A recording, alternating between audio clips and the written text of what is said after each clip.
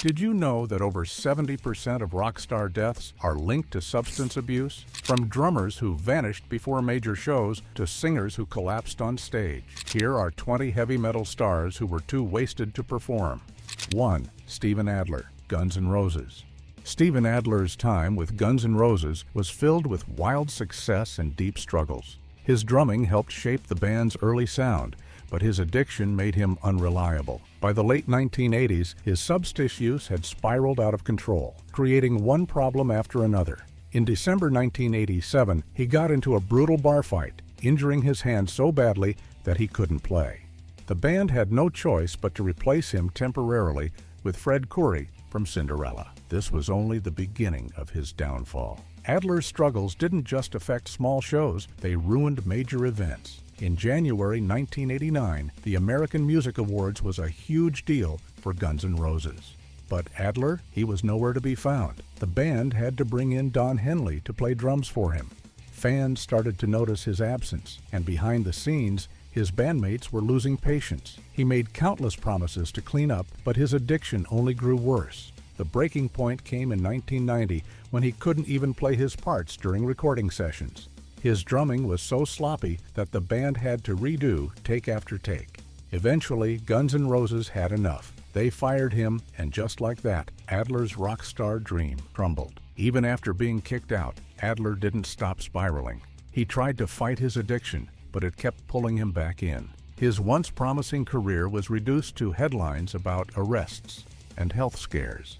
This wasn't the future he had imagined when he joined the biggest rock band in the world. His story is proof that talent alone isn't enough. Without discipline and control, even the brightest stars can burn out. 2. Ivan Moody, Five Finger Death Punch. Ivan Moody was known for his powerful voice, but his drinking problem nearly silenced him for good. The front man of Five Finger Death Punch had a history of pushing things too far, but in 2016, his reckless choices finally caught up with him. Fans packed into a venue in Worcester, expecting an explosive performance. What they got instead was a disaster. The show started like any other, but things quickly went wrong. Moody stumbled on stage, slurring his words and struggling to keep up. Then, out of nowhere, he stormed off. Confused fans stood in silence, wondering what had just happened. Moments later, someone announced that Moody had a family emergency. But those in the crowd weren't fooled. They had seen the truth with their own eyes. Moody was too intoxicated to perform. The backlash was immediate. Fans were outraged, calling out the band for the sloppy performance. Videos of the disaster spread across social media, and the band's reputation took a serious hit. Moody had no choice but to face reality. By 2017, he checked himself into rehab, admitting that alcohol had nearly destroyed his career, but the damage had already been done. The memory of that night in Worcester still haunts him, serving as a painful reminder of how addiction can bring even the strongest performers to their knees. His story isn't just about one bad night. It's about how addiction sneaks up and takes control, no matter how talented or successful someone is. Moody had everything: a massive fan base, hit songs, and a powerful stage presence. But none of that mattered when his drinking got in the way.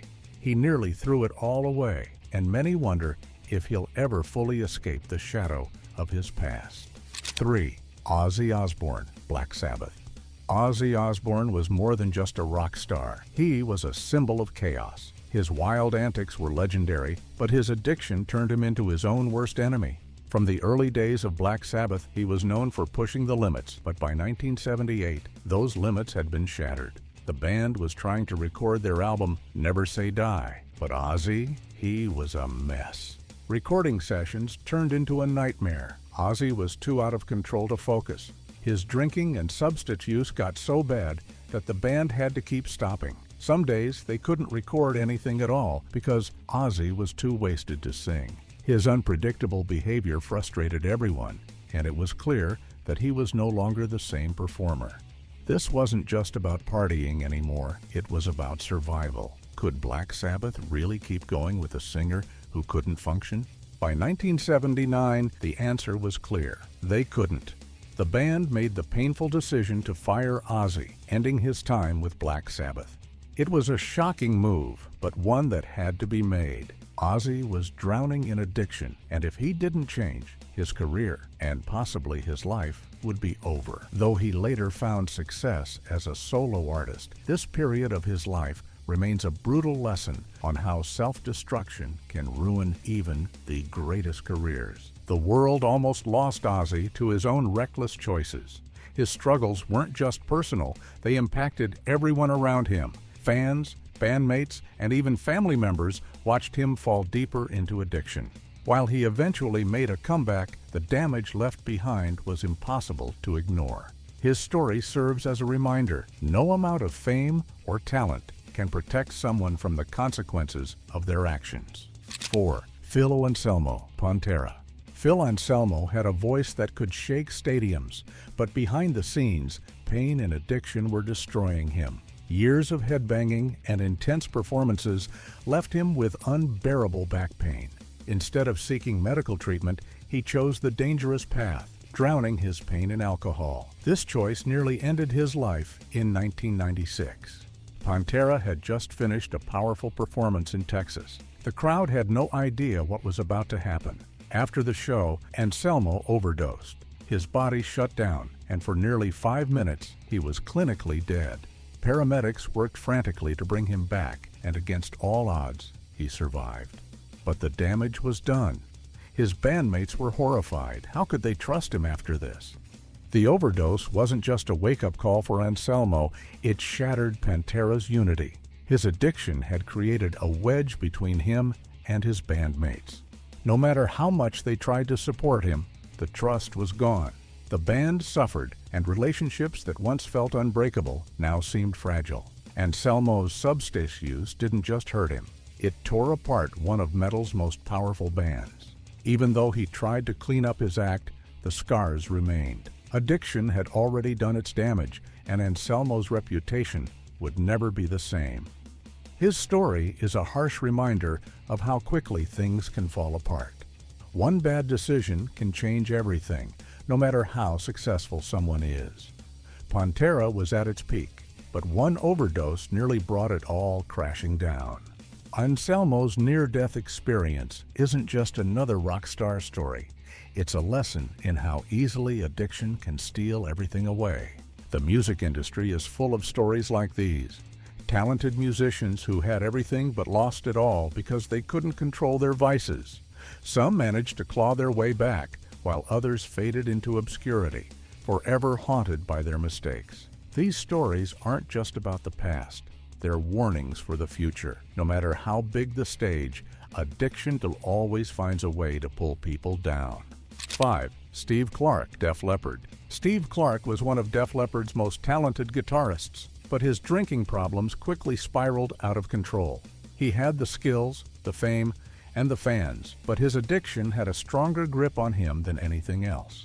The band tried to help him, but Clark's behavior became too unpredictable. Fans saw the change in his performances. Sometimes he was brilliant, but other times he barely held his guitar properly. His drinking affected his health, his relationships, and his ability to keep up with the demands of being a rock star. He was given a leave of absence to get better, but instead he sank deeper into his struggles. In 1991, while he was supposed to be recovering, he was found dead in his home. The cause? A deadly mix of alcohol and prescription substances.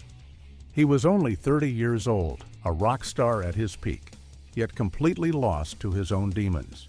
His passing shook the band and devastated fans. His talent was undeniable, but in the end, it wasn't enough to save him. The stage lights dimmed on his career far too soon, and the world could only wonder what could have been.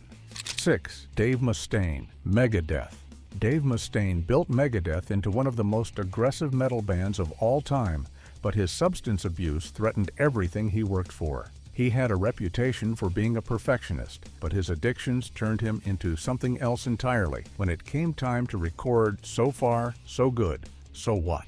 In 1988, the chaos behind the scenes nearly destroyed the album. His addiction made him unpredictable. One day, he was full of creative energy, and the next, he was too wasted to function. Studio sessions were a disaster. Fights with producers were constant, and bandmates struggled to keep things together. His behavior became so wild that Megadeth had to replace members just to stay on track. He was losing control, and everyone around him knew it. Tours were canceled, performances were ruined, and his own band was running out of patience. Fans saw glimpses of his brilliance, but also his downward spiral. Addiction doesn't care about talent, and it was clear that if something didn't change, Mustaine's career would be the next thing lost. Somehow, he managed to hold on, but not without leaving behind a trail of damage that could never be undone. 7. Paul Di'Anno, Iron Maiden. Paul Di'Anno had the chance of a lifetime when he became Iron Maiden's frontman. He had a powerful voice, a rebellious attitude, and the stage presence of a true rock star. But that wasn't enough. His reckless lifestyle quickly took over, and by 1981, he was barely holding things together. Substances and alcohol became his daily routine, and it showed in his performances. He was missing rehearsals, forgetting lyrics, and sometimes he could barely stay on his feet. The band couldn't ignore it anymore. He wasn't just hurting himself, he was holding them back. Iron Maiden was on the edge of something huge, and they knew they needed someone who could keep up. After too many second chances, they made the tough choice to let him go. As Iron Maiden rose to international fame with Bruce Dickinson, Di'Anno's career never quite reached the same heights again. He went on to make music, but his name was mostly linked to what he lost. His story is a painful reminder that talent means nothing if you can't control the chaos inside you. What could he have achieved if he had stayed on track? We'll never know. 8. James Hetfield, Metallica. James Hetfield had the voice, the stage presence, and the drive to make Metallica a global powerhouse. He lived the rock star life to the fullest, but behind the scenes, alcohol was running his world. For years, he functioned as a high-performing addict, showing up, playing, and pretending everything was fine. But addiction doesn't stay hidden forever. By 2001, the cracks became too big to ignore. His drinking had reached a dangerous level, and even his bandmates had to step back. Metallica's future was on the line, and Hetfield had a choice to make: get help or lose everything. He entered rehab, forcing the band into a sudden pause, and for a while, no one knew if he'd come back. When he returned, it wasn't easy. The road to sobriety was filled with struggles, and the band itself nearly fell apart. Fans watched as their favorite frontman faced the hardest battle of his life, not against another band, but against himself. 9. Scott Weiland, Velvet Revolver. Scott Weiland was once one of rock's brightest stars, but his battle with addiction left a trail of disappointment. His time with Velvet Revolver should have been a fresh start, but his old habits refused to let go. In 2008, during a performance in Glasgow, fans came expecting energy and raw power, but what they got was a man who could barely stand. His voice cracked, his movements were sluggish, and his bandmates grew more frustrated by the second. The tension on stage was thick, with fellow members exchanging glances, silently asking how much longer they could take this. Fans who had once worshipped his talent stood in disbelief, watching their idol unravel in real time. It wasn't just an off night. It was a sign of a career in free fall. His voice, once rich with emotion, now wavered unpredictably. He forgot lyrics, slurred words, and moved like a shadow of his former self. By the time the set limped to an end, the audience had already checked out. The damage was done. The band, already growing tired of his downward spiral, knew that Velvet Revolver could not survive much longer with Weiland in this state. This performance wasn't just a disaster, it was a warning that his days in the band were numbered. Weiland had been battling substance abuse for years, and the cracks were now fully visible. The same man who once commanded the stage with electric performances now looked lost, disconnected, as if he no longer belonged there. The Glasgow show was one of many that exposed his deep struggles, but it was perhaps one of the most painful to watch. Fans whispered among themselves, questioning if he even wanted to be there. His eyes were distant, his body swayed as though he might collapse at any moment. 10. Vince Neil, Mötley Crüe. Vince Neil was no stranger to wild nights, but in 1994, his demons caught up with him in the most humiliating way possible. He was scheduled to perform on his solo tour in New York, and fans were eager to see if he still had the magic that made him a rock legend. But instead of an explosive performance, the audience got silence. Neil was nowhere to be found. Whispers spread through the crowd, confusion turning into frustration. Then the announcement came. The show was canceled. The reason? Neil was too drunk to even attempt to take the stage. Fans who had spent money, time, and energy to be there felt cheated. Some were angry, others disappointed, but all were forced to face an uncomfortable truth. Vince Neil wasn't the rock god they had believed in. He had lost control, and now his career was taking the hit. His voice, which had once defined an era, was now being drowned by his own addiction. The failure of this concert wasn't just a small setback. It was a public embarrassment, one that would follow him for years. He let down his fans, his crew, and worst of all, himself. If he couldn't show up for a single show, what did that say about his future in rock? The industry had seen many stars fall, and that night it seemed like Neil was just another one of them. Neil's fall from grace had been happening in slow motion, but this moment put everything on full display. He had always been known for his rock star lifestyle, but now it was clear he was slipping past the point of recovery. This wasn't the first time alcohol had interfered with his career, but it was the first time fans truly saw just how far he had fallen. 11. Lemmy Kilmister, Motörhead. Lemmy Kilmister was a man who built his image on toughness. He was the rock star who never wavered, never showed weakness, but even he had his limits. In 2000, during a Motörhead concert in Germany, those limits became painfully clear. Lemmy took the stage as he had hundreds of times before, but something was off. His usual energy was missing. His voice, once gravelly and powerful, was slurred and weak. The bass, the instrument that had defined Motörhead's sound, was now barely being played. Fans exchanged nervous glances, unsure of what they were witnessing. This wasn't the Lemmy they knew. The songs dragged, his playing faltered, and the momentum of the show crumbled before their eyes. Some loyal fans tried to cheer him on, hoping he would snap out of it, but it was no use. Lemmy was too far gone. His body, worn down by years of alcohol and hard living, was refusing to keep up. The set had to be cut short, something that almost never happened at a Motörhead show. As the lights dimmed and the band left the stage, fans were left with a bitter taste. Was this the beginning of the end for the man who once seemed unstoppable? Axl Rose, Guns N' Roses. Axl Rose has always been known for his unpredictable behavior, but in 1991, that unpredictability turned into absolute chaos. The concert in St. Louis was supposed to be a legendary night, but it quickly became one of the most infamous moments in rock history. Axl took the stage, but something was off from the start. His words were slurred, his mood dark. The energy in the air wasn't excitement, it was tension. Then mid-performance, everything exploded. Axl spotted someone in the crowd holding a camera. He demanded security take it away, but when they didn't move fast enough, he took matters into his own hands. Jumping into the audience, he attacked the fan, yanking the camera from their hands before storming back on stage. Then, without warning, he grabbed the mic, muttered an expletive, and walked off. The band stood frozen. The audience, stunned for only a moment, quickly turned furious. Then came the riot. People stormed the stage, tearing apart equipment. Chairs were thrown, fists flew, security scrambled to control the chaos. But it was too late. What should have been a night of music had turned into a full-blown disaster. Dozens were injured, thousands of dollars in damage was done, and Axl Rose, he was long gone, leaving behind a wreckage that would take years to clean up. This wasn't just a bad night, it was a defining moment in his legacy, one that no amount of talent could erase. 13. Nikki Sixx, Mötley Crüe. Nikki Sixx was more than just a bassist, he was the reckless heart of Mötley Crüe. His substance use was no secret, but few knew how deep it really went.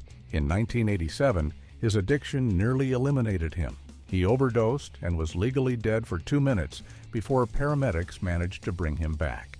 Most people would see this as a warning, but not Sixx. Instead, he kept pushing himself to the edge, performing in a haze, missing lyrics, and stumbling across the stage. Fans who once cheered for his wild energy started to notice the cracks.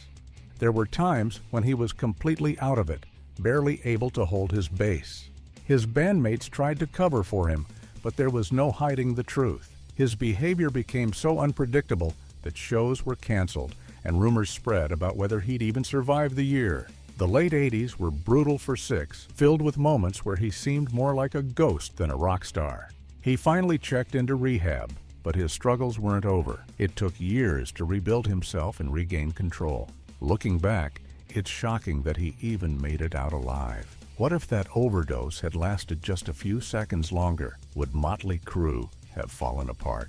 14. Kirk Hammett, Metallica. Kirk Hammett wasn't as wild as some of his bandmates, but that didn't mean he was untouched by addiction. During the early 2000s, Metallica was in a fragile state. James Hetfield entered rehab, but behind the scenes, Hammett was also struggling. Alcohol had become a crutch, and it showed in his performances. Fans who had followed his career noticed the difference. His playing lost its sharpness, and his energy on stage began to dip. He wasn't falling over or blacking out, but something was off. He was still there, but not really there. The recording of Saint Anger in 2003 was chaotic, and Hammett's drinking didn't help. He wasn't known for being sloppy, but those who watched him closely saw the signs. His timing slipped, his focus wavered, and the fire that made him one of metal's greatest guitarists seemed to dim. For a band like Metallica, which thrived on precision, this was a serious problem. Fans were already divided over their new sound, and Hammett's struggles only added to the tension. Eventually, he pulled himself together, realizing he was on a dangerous path. He took steps to clean up, but it left a lasting question. If he hadn't, would Metallica have survived another decade? 15. Layne Staley, Alice in Chains. Layne Staley's voice was one of the most haunting in rock history, but by the end, even his voice couldn't save him. He had been battling addiction for years, but by the mid-90s, it had taken everything from him: his energy, his health, and even his will to fight. When Alice in Chains performed their MTV Unplugged set in 1996, fans were stunned. This wasn't the same Layne they remembered. He looked frail, barely able to hold himself up. His voice, once filled with raw power, was weak and distant. It was painful to watch, and even more painful to realize that he wasn't getting better. After that performance, things only got worse. He withdrew from the world, disappearing from public life entirely. His bandmates tried to reach him, but addiction had him in its grip. Shows were canceled, and whispers spread that he might never perform again. By the late 90s, he was a ghost. He lived in isolation, refusing help until the inevitable happened. In 2002, he was found dead in his apartment, alone and surrounded by the remnants of his addiction. His death wasn't a shock. It had been coming for years, but that didn't make it any less tragic. If he had gotten help sooner, would he still be here? Would Alice in Chains have reached even greater heights? 16. Zakk Wylde, Black Label Society. Zakk Wylde was a powerhouse guitarist, known for his wild solos and larger-than-life presence. But even the strongest fall, and for Wylde, alcohol was his downfall. His drinking wasn't just a habit, it became part of his image. Fans loved his rowdy, unpredictable energy, but behind the scenes, it was becoming a serious problem. By the late 2000s, it was clear something was wrong. His performances, once flawless, started to slip. His timing was off, his movements sluggish. The powerful guitarist that fans idolized seemed to be fading. People started asking questions. Was he just having an off night, or was something deeper happening? Then, in 2009, reality hit hard. Wylde was rushed to the hospital with blood clots, a direct result of years of heavy drinking. It was a wake-up call, one he couldn't ignore. He was forced to quit drinking, and in doing so, he saved his career. But not before leaving behind a trail of shaky performances that fans would never forget. Looking back, it's hard not to wonder, if he hadn't been hospitalized, how much longer could he have kept going? Would he have met the same fate as so many others before him? 17. Brian Welch, Korn. Brian "Head" Welch was one of the defining guitarists of Korn, known for his intense sound and heavy riffs. But behind the scenes, he was falling apart. His addiction to methamphetamine was no secret, and it affected every part of his life. Fans expected powerful performances, but instead, they saw a man struggling to even hold himself together. His substance use made him unreliable, and there were nights when his playing was sloppy or barely present. The band tried to hold things together, but the tension was impossible to ignore. Brian wasn't just harming himself, he was dragging the entire band into chaos. The more his addiction controlled him, the less he cared about the music. Some shows became a mess, with him playing out of sync or completely zoning out mid-performance. Korn was a band built on raw energy, but Brian's substance use drained that energy away. By 2005, it was clear something had to change. He shocked fans by walking away from the band, saying he needed to save himself. For years, he disappeared from the heavy metal world, dedicating himself to recovery and personal change. When he finally returned in 2013, he was a different person. Sobriety gave him back his focus, and his playing became stronger than ever. But the scars of his past were still visible. His journey showed just how easily fame and addiction can collide, and how difficult it is to escape the destruction that follows. 18. Sebastian Bach, Skid Row. Sebastian Bach had the voice, the looks, and the attitude to be one of metal's greatest frontmen. But he also had a dangerous love for excess. In the early 1990s, he was at the top of his game, delivering high-energy performances that thrilled audiences. However, his partying habits started taking over. He drank heavily before shows, often stumbling onto the stage already intoxicated. His voice, once a powerful force, became inconsistent, and his unpredictable behavior made every performance a gamble. Fans never knew if they were going to see a rock star or a drunken mess. His reckless actions weren't limited to the stage. One of his most infamous moments came when he threw a glass bottle into the crowd during a concert, hitting a fan and causing serious injuries. That moment alone turned many people against him, but it was just one example of his growing instability. His relationship with the rest of Skid Row was crumbling, and his inability to control himself only made things worse. Tensions between band members grew until they couldn't take it anymore. In 1996, they made the decision to kick him out. For a while, it seemed like his career might be over. He tried to make a comeback as a solo artist, but the damage had already been done. Even when he managed to get himself together, the reputation of being unreliable and reckless followed him. His voice could still bring down the house, but the question always remained. Would he show up ready to perform, or would he fall back into his old habits? His story became a warning about how fast success can slip away when alcohol and fame mix in the wrong way. 19. Sid Vicious, Sex Pistols. Sid Vicious lived up to his name in every way. He wasn't just part of the punk rock scene, he embodied it. His chaotic energy and wild lifestyle made him a legend, but it also made him a disaster waiting to happen. Heavy metal musicians often crossed paths with him, and his reputation for reckless behavior was well known. Sid didn't just dabble in substance use, he was consumed by it. His addiction was so intense that his performances became a joke. When he played bass for the Sex Pistols, he barely knew what he was doing. His substance use left him too out of it to play properly, and at times he didn't play at all. Some nights he just stood there, completely disconnected from the music, while the band played around him. When the Sex Pistols embarked on their last tour in 1978, it was clear things were falling apart.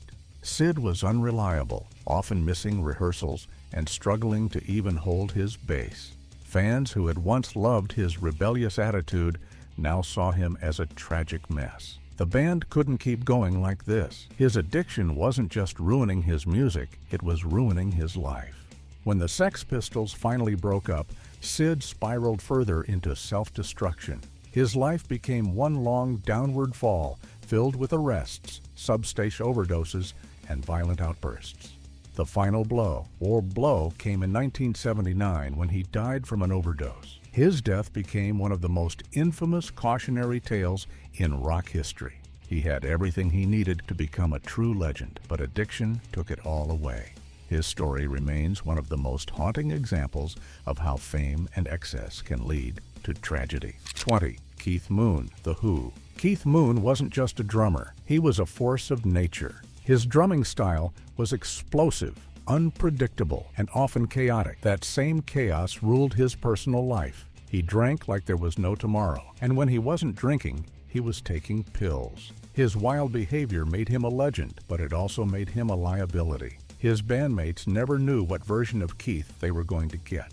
Some nights, he was unstoppable, delivering drum solos that left audiences speechless. Other nights, he was barely able to keep up with the band. One of the most infamous incidents happened in 1973 during a live performance.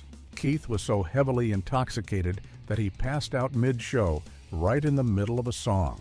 The band had no choice but to pull a fan from the audience to finish the performance. That moment became a perfect symbol of what Keith's life had become, a mix of brilliance and complete disaster. The partying didn't stop, even as his health started failing. His body was breaking down from years of abuse, but he refused to slow down. In 1978, he made a tragic mistake. He took a dangerous amount of prescription pills, thinking they would help him control his drinking. Instead, they ended his life. His death sent shockwaves through the music world. Keith had been more than just a musician. He was a larger-than-life figure whose impact stretched far beyond the Who. But in the end, the same wild energy that made him a legend also led to his downfall. His story, like so many others, became a reminder of how quickly fame can turn into tragedy when excess takes control.